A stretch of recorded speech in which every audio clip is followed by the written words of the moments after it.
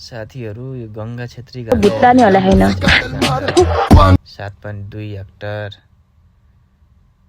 तपाईहरु हेर्न सक्नुहुन्छ 7.2 हेक्टरको भिडियो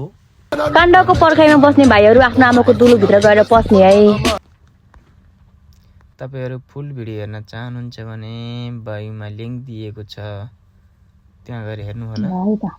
गंगा छेत्री काण्ड अब छेत्री काण्ड भनेको चाहिँ अब नेपालमा धेरै काण्डहरु आइरहेका छन् अहिले गंगा छेत्री काण्ड चाहिँ भाइरल भइरहेको छ तपाईहरु हेर्न सक्नुहुनेछ अनि आवाज पनि सुन्न सक्नुहुनेछ तपाईहरुले ध्यान दिएर सुन्नु होला